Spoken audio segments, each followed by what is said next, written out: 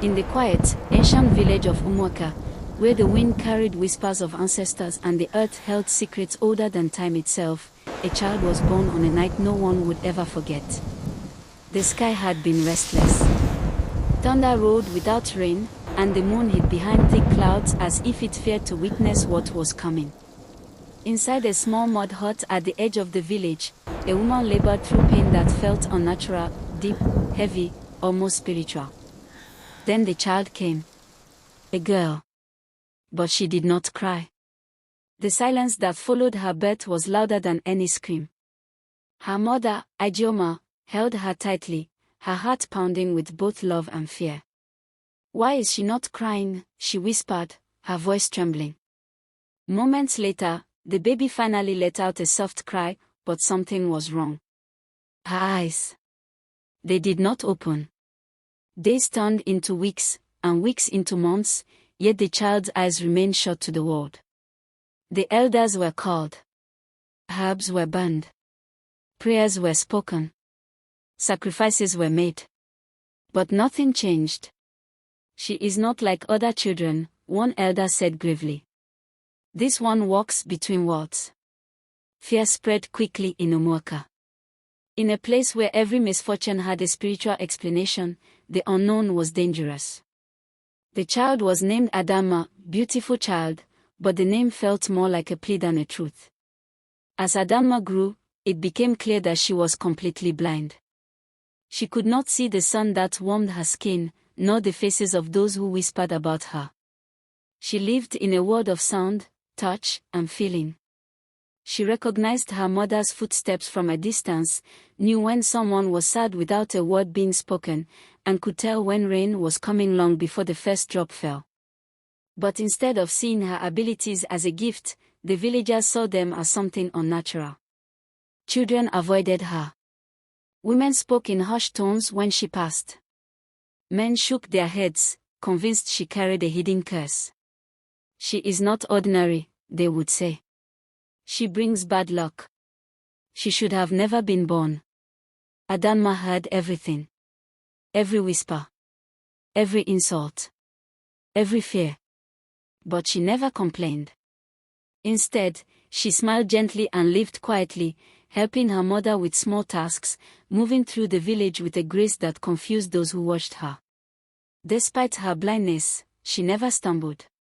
It was as if something unseen guided her. Years passed, and Adanma grew into a young woman.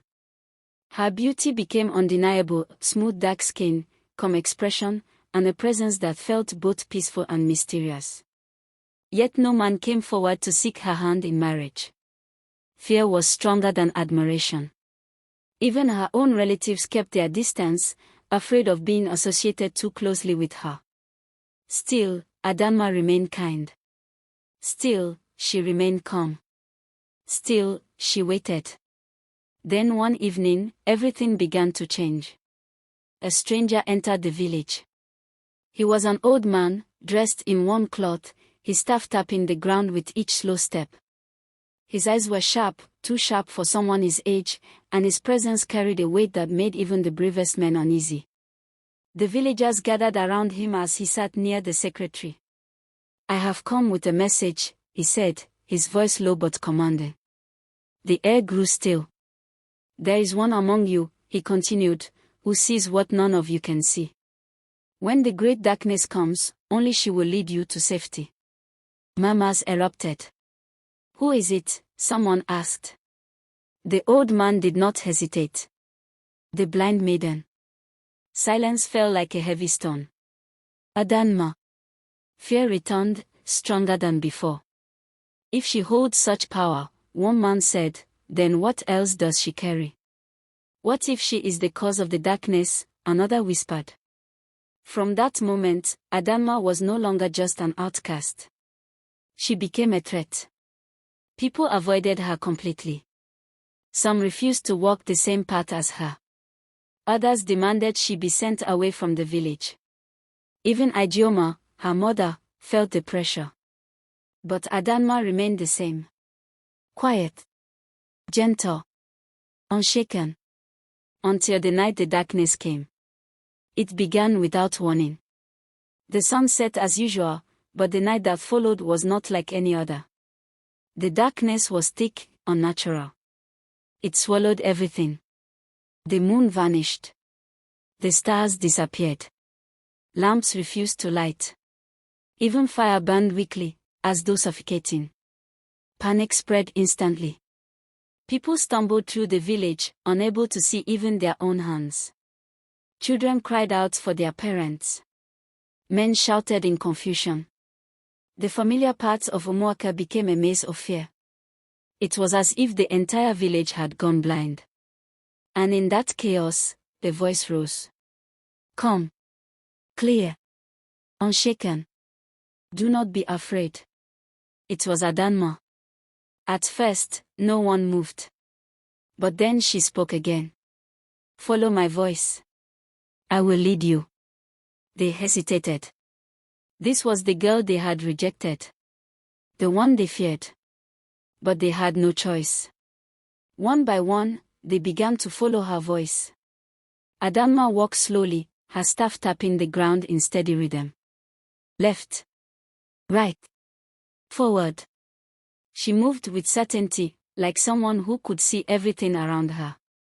Stay close, she said softly. Do not let fear scatter you. Through narrow paths, she guided them. Through thick forest, she led them.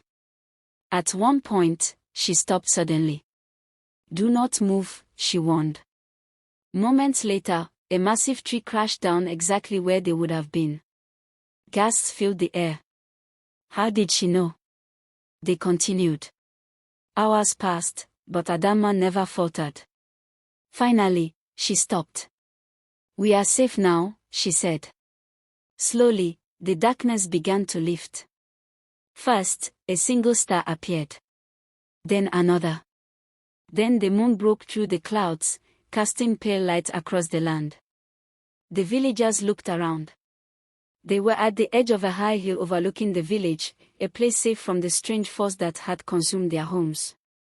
Relief washed over them. Then came something else. Shame. They turned to Adanma, the girl they had feared, mocked, and rejected. She had saved them all. A man stepped forward, his voice shaking. We were wrong. Others fell to their knees. Forgive us. Please forgive us. Even the elders bowed their heads. Adanma stood quietly, her face calm. I was never your enemy, she said gently. You feared what you did not understand. Tears filled Ijioma's eyes as she embraced her daughter tightly. From today, one elder declared, Adanma is no longer an outcast.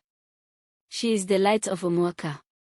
And for the first time in her life, Adanma was truly seen.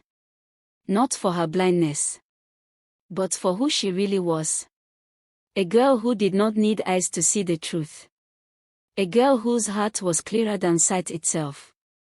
And from that day forward, the story of Adanma, the blind maiden who saw more than everyone, was told for generations. Not as a tale of weakness, but as a story of power. Because sometimes, those who cannot see the world are the only ones who truly understand it.